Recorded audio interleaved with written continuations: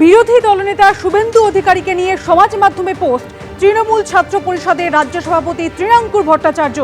ফল ভুগতে হবে প্রতিক্রিয়া শুভেন্দু অধিকারী, পাল্টা মানহানির মামলা করার হুঁশিয়ারি তৃণাঙ্কুর ভট্টাচার্যের।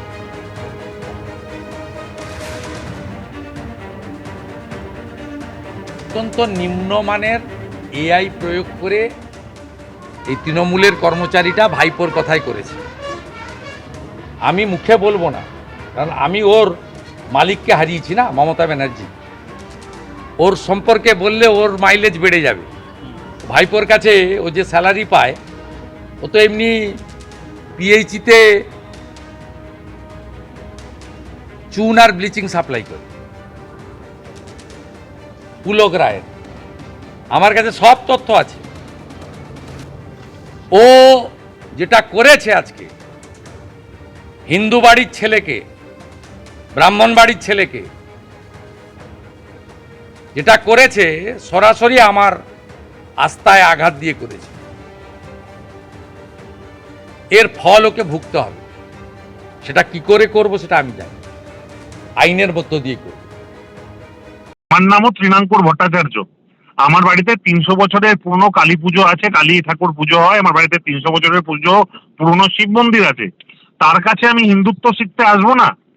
আর আমার বাড়ির পৈতৃক ব্যবসাও 50 বছরের বেশি। না, আমার পিএইচির সঙ্গে চুন বা আরো কিসব তিনি বলেছেন ব্লিচিং সহ এমন কোনো ব্যবসায়ী এতদিন অব্দি হয়নি। প্রমাণ করুক 3 দিনের মধ্যে। ওনাকে 3 ঘন্টা টাইম দিচ্ছেন, উনি কাগজপত্র নাকি সব আছে, সবকিছু জোগাড় করে 3 দিনের মধ্যে উনি প্রমাণ করুক যে আমার নামে বেনামে, আমার পরিচিত কারোর নামেও কোনো ব্যবসা পিএইচির সঙ্গে আমার কোনোভাবে হয়ে আছে। সাবধান করে দিলাম, যদি শুধরন ভালো, আগামী দিন না হলে তার এগেনস্টে মানহানির মামলা করব। বিচারপতি বিশ্বজিৎ বসুকে অবমাননা এবং আইনজীবী বিকাশ রঞ্জন ভট্টাচার্য সহ আইনজীবীদের হেনস্থার অভিযোগের মামলায় কুণাল ঘোষ সহ 8 জনের বিরুদ্ধে রুল জারি করেছে কলকাতা হাইকোর্ট। আগামী 16 জুন এই মামলার পরবর্তী শুনানি। আর এই প্রেক্ষিতেই 16 তারিখ আদালতে উপস্থিত থাকবেন বলে জানিয়েছেন তৃণমূলের রাজ্য সাধারণ সম্পাদক কুণাল ঘোষ। আদালত অবমাননা, একটু চাকরি প্রার্থীরা আদালতের কাছাকাছি কোনো জায়গায় কোনো বিক্ষোভ করেছিলেন, তো সেই জন্য একটা ওই মামলায় আমি কলকাতা হাইকোর্টের যে রুল ইস্যু করার কথা ছিল, হ্যাঁ আমি সেটা পেয়েছি।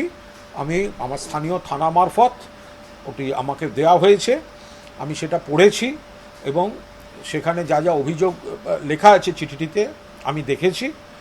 আমাকে বলা হয়েছে 16ই জুন বেলা 12:30টায় 3 মাননীয় বিচারপতির যে বিশেষ বেঞ্চ ঠিক 12:30টায় সশরীরে উপস্থিত থেকে উত্তর দিতে এবং আদালতের অনুমতি ছাড়া আদালত থেকে না বেরোতে।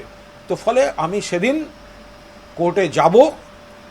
আদালতকে আমি বিচার ব্যবস্থাকে পূর্ণ শ্রদ্ধা করি। আমি ঠিক সময় মতো যাব এবং আদালতের অনুমতি নিয়েই আমি সময় মতো বেরোব। আমি কোনো অন্যায় করিনি, আমি সেদিন ছিলামই না।